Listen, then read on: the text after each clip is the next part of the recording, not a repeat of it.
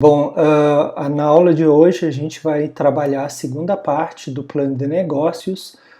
Na primeira aula eu comentei a respeito da importância do plano de negócios, né? Que o empreendedor não fique apenas no campo das ideias, né? Que ele coloque no papel, que ele faça um rascunho, né, de todas as necessidades que ele precisa em várias áreas, por exemplo, na parte financeira, na parte de produção, na parte operacional, né, na parte gerencial, na parte mercadológica. Então, esse exercício de começar a colocar as ideias no papel é super importante para que ele não se perca, para que ele não esqueça alguma coisa. Então, o plano de negócios é como se fosse um roteiro que ele vai ter, na qual ele vai perceber as demandas, né, o que ele precisa e o que ele precisa realmente fazer depois. Então é fundamental que exista esse plano de negócios quando ele vai montar o empreendimento. E aí, como eu tinha comentado também, é super importante que ele tenha, que ele averigue as necessidades do mercado, né? Então ele procura saber se realmente há demanda para aquele produto ou serviço dele, se existem concorrentes, onde estão os fornecedores, né? Se os clientes realmente se interessam por aquele produto ou serviço. Então todo esse trabalho precisa ser feito antes, né? E também ele pode ter um tipo de produto ou serviço que seja inovador. Então, há a possibilidade de criar essa demanda nas pessoas, ou é algo que definitivamente as pessoas não vão comprar? Então, todas essas perguntas precisam ser feitas antes dele realmente abrir o empreendimento. E elas podem fazer parte, né, desse estudo inicial e, a partir dele, né, o plano de negócios consolidado. Então, o planejamento tem que ser um processo contínuo no gerenciamento de qualquer negócio. O planejamento não é estático, né? Ele está sempre mudando ao sabor dos ventos, à medida que vão acontecendo as coisas. Então, a empresa vai crescendo, vai vendendo para outros mercados. O planejamento tem que ser alterado.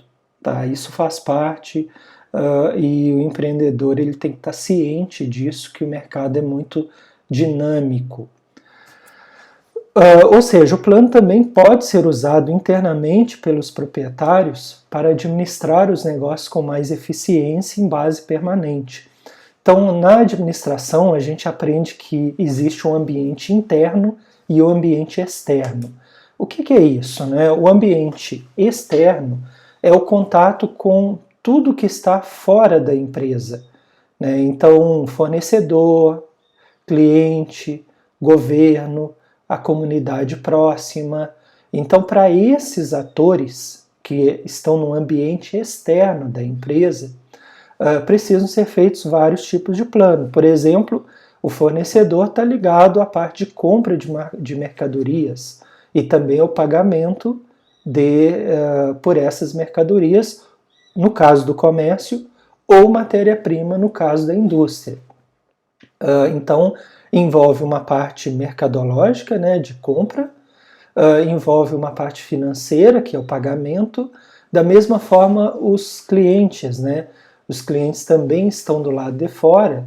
E aí, o que está relacionado? Né? A parte emissão de nota fiscal, né, o fornecedor também, venda de produtos, recebimento de valores. Então, tudo isso está no ambiente externo. No ambiente interno, treinamentos de funcionários, reposição de estoque, fontes de financiamento, né? Então, por exemplo, tu vai atender o cliente e aí qual a forma de pagamento que esse cliente vai ter. Então, os planos podem ser trabalhados aí pensando no ambiente externo e o ambiente interno. Tá? Então aqui eu peguei desse site, tá, gente? Plano de negócios, então elaborar um mapa estratégico, né? Eles sugerem, né, esse roteiro. Outsourcing estratégico, né, que é tipo uma terceirização. Metodologia de gerenciamento em resultados, acordo de acionistas e reestruturação de conselhos. Claro que aqui eles estão falando mais, né, nesse caso, acionistas de empresas de capital aberto. Nem sempre, né, a pequena empresa, né, vai ter condições de inicialmente chegar nesse ponto. Marca, valor econômico agregado, então a questão da marca é super importante e isso independe de ser uma grande empresa ou uma pequena, né? Muitas vezes uma pequena empresa consegue aos poucos criar uma marca que se dissemina, né? Ainda mais hoje quando a gente fala em redes sociais, em Instagram, em Facebook, né? Em YouTube, então as marcas podem ter uma grande um grande aumento, né, de visibilidade usando redes sociais e não necessariamente esse empreendimento vai ser um grande empreendimento. Aí metas financeiras, né, orçamento financeiro para a criação do plano de negócios, retorno, né, desse investimento, análise das necessidades de mercado, lembra que eu falei da pesquisa?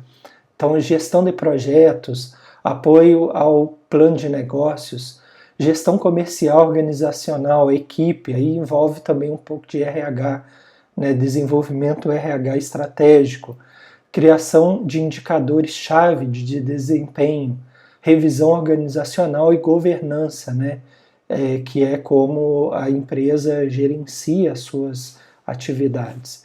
E aí a lucratividade e a rentabilidade. Ele coloca algumas questões importantes que a gente já falou, que é a missão, que é o que a empresa faz, né, o que ela quer fazer, os valores, que é nesse caminho aí o que ela se propõe a fazer e aquilo que ela não faz, e a visão é aquilo que ela quer ser lá na frente. Né. A estratégia é esse passo a passo, né, do hoje até o futuro. E aí tem outras possibilidades, como o Balance Scorecard, que tem a ver com estratégia, né, competitiva, então tem alguns modelos, desdobramento de metas, então à medida que as metas vão sendo cumpridas, elas podem ser aumentadas, melhoradas, e o sistema de informação estratégica que é vital e hoje ela está muito em cima de processos tecnológicos, né, informatização, internet. Então, benefícios de preparar um plano de negócio. Qualquer atividade que seja iniciada sem a preparação adequada pode ser ou um insucesso, né? Então tá aí as estatísticas do Sebrae, né, para mostrar que depois de um certo tempo muitas pequenas empresas vão fechar, muitas vezes porque não tiveram planejamento. Então lá na primeira unidade a gente falou sobre os números do Sebrae a respeito disso, ou ela pode dar certo, né, sem a preparação adequada por mera casualidade. Então uma sorte, né, digamos assim, que acaba ajudando o crescimento da empresa. Então isso ocorre especialmente com um processo complexo de iniciar um novo negócio. Então é vital que o empreendedor faça o plano de negócios, tenha uma ideia daquele empreendimento que ele tem, né, saber, em linguagem bem popular, saber o chão que ele pisa, né, ter noção de onde ele está pisando. Porque aí ele consegue minimizar a possibilidade de insucesso e não fica ao sabor da casualidade, né, de poder ou não dar certo. Então ele tem chances maiores, podemos dizer assim. Embora o planejamento seja um processo mental, ele deve ir além do âmbito do pensamento. Pensar em um negócio proposto se torna mais rigoroso à medida que as ideias não refinadas devem ser claras e quantificadas no papel. Então, quantos funcionários eu preciso para tal setor? Qual matéria-prima eu preciso? Qual o volume de produção diária? O que eu vou ter que pagar, né, pensando no financeiro? Qual a minha expectativa de recebimento? Então todas essas perguntas, né, elas precisam ser colocadas no papel, e aí se o empreendedor ele tiver um gerente para cada um desses setores, esses gerentes podem auxiliá-lo, né, cada um criando um plano de negócios específicos da sua área e, claro, sempre trocando ideias com o empreendedor. O plano escrito é essencial para assegurar o tratamento sistemático de todos os aspectos importantes dessa nova empresa, né? Então ele é preciso, é como se fosse um checklist, igual a gente está vendo aqui na figura, né? Para mostrar o que realmente é necessário, né? O que realmente é vital, o que não pode faltar de forma alguma. Então a ideia do checklist é bem interessante, porque ela nos permite visualizar rapidamente aquilo que é essencial. Algumas coisas podem ser até vistas em um segundo momento, outras não são urgentes, pode ser mais no longo prazo, mas é vital que esse planejamento seja feito e que o empreendedor não o perca de vista. Então ele tem essa ideia, né? Imagina que aqui seria a missão, o que ele faz hoje, aqui a visão, né? Qual é a ideia dele no futuro, e esse caminho percorrido, né? Que vai ser pela seta que ele está jogando, é a estratégia que ele está criando, né? E essa estratégia tem coisas que ele pode fazer e tem coisas que ele não faria, porque faz parte dos valores, né? Os valores daquela organização. Então o plano de negócio se torna o nosso modelo daquilo que queremos que aconteça. Ele capta a nossa compreensão das variáveis que podem ser importantes para o nosso sucesso ou fracasso. E aí muitas vezes esse empreendedor ele vai se espelhar em outros casos de sucesso de empreendimentos semelhantes, né? E muitas vezes ele pode até contratar funcionários de empresas concorrentes e que vão lhe auxiliar com essa experiência, porque, olha, aquele gerente de produção já trabalhou em 3 indústrias, então eu estou contratando porque ele tem experiência e vai me ajudar a elaborar o plano de negócios referentes à produção. Eu vou contratar um gerente de compras que ele já tem experiência, porque ele sabe o tipo de matéria-prima necessária para a produção desses meus produtos. Ele pode contratar, se for um comércio, um gerente de vendas que está acostumado a lidar com aquele setor de calçados, de roupas, moda feminina, moda masculina, moda infantil. Então, digamos assim, ele quer se aproveitar um pouco dessa experiência desse profissional para poder lhe auxiliar na construção desse plano. Alguém já disse, se você não conseguir fazer um modelo do problema, tu não entenderá, né? Então tu precisa botar no papel para que tu tenha noção, né? E colocando no papel a gente visualiza e aí a gente vai mexendo, né? A gente vai mexendo, vai alterando, vai melhorando, vai tirando alguma coisa, vai incluindo outra. Ou seja, modelar ou planejar ajuda-nos a enfocar as questões ou atividades mais importantes que precisam ser examinadas para que sejamos eficazes, para que realmente a gente não fique só no campo das ideias, que a gente coloque no papel, que a gente reflita sobre aquilo, faça as melhorias necessárias e efetivamente coloque a mão na massa.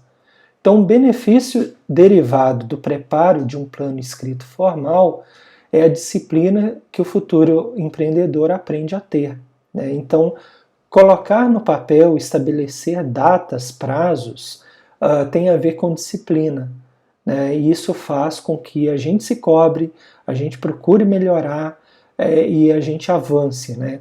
Então, por exemplo, eu tenho por hábito, né, no meu caso particular, não sou empreendedor de empresa, mas tudo que eu quero fazer, eu anoto numa agenda de papel. Então ela fica do lado aqui do meu notebook, e aí a cada dia eu tenho o que eu preciso fazer. É um planejamento, né?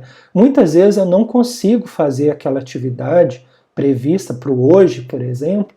O que eu faço? Eu tiro, né, eu risco ele daquele dia e coloco no dia seguinte, ou daqui a 3 dias, se eu puder esperar. porque isso faz com que eu seja cobrado por mim mesmo e que eu saiba, aquilo ali precisa ser feito.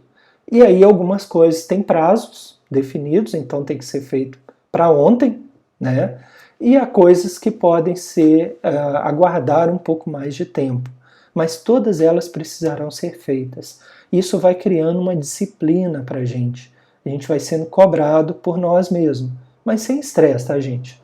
Então, preparar um registro escrito, por exemplo, sobre estratégia de marketing, faz com que o empreendedor tenha que ter feito, por exemplo, uma pesquisa de mercado, porque ele precisa saber se efetivamente aquele produto ou serviço dele vai encontrar demanda naquela cidade ou região que ele está querendo abrir o empreendimento dele. Ele tem que saber aonde as pessoas circulam, né? Então é no centro da cidade, é aí que eu tenho que ter um ponto de venda. Quais os concorrentes que existem? Quais as dificuldades ou facilidades que eu vou ter de comprar a mercadoria ou a matéria-prima? Né? Como que eu vou estabelecer uma forma de facilidade de pagamento para os clientes? Então tudo isso precisa ser pensado e colocado no plano de negócio. Da mesma forma, um estudo das necessidades financeiras exigirá uma revisão das receitas e despesas, mês a mês. Né? Então aquela ideia do fluxo de caixa, né? Que é a entradas e saídas. Então tu precisa ter boas ideias nos negócios e mesmo assim pode ocorrer fluxo de caixa negativo. Porque quando tu compra uma mercadoria ou uma matéria-prima de fornecedor, tu sabe que precisa pagar. Mas tu não tem a certeza absoluta de que aquilo ali, que vão aparecer clientes na tua loja ou na tua indústria, que efetivamente vão comprar o teu produto. E aí vai acontecer o seguinte, a tua obrigação com o fornecedor, com a pessoa que está alugando, né, o local do teu empreendimento, com os impostos do governo e outros mais, as tuas obrigações são líquidas e certas. Tu vai ter que pagar. Mas os recebimentos, a possibilidade de chegar ao cliente é algo incerto. E aí tu vai ter que usar e abusar, né, de divulgação, de contato, de ter um bom serviço e produto para o cliente, algo de qualidade, um bom atendimento, para que o cliente compre, fique satisfeito e volte. Né? Então, o fluxo de caixa, sendo positivo, nos dá uma ideia de que o empreendimento está sendo saudável.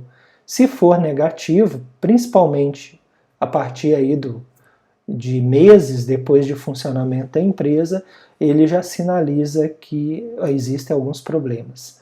Então, a preparação de um negócio, em resumo, força o futuro empreendedor a exercitar a disciplina que os bons gerentes devem possuir. Ok?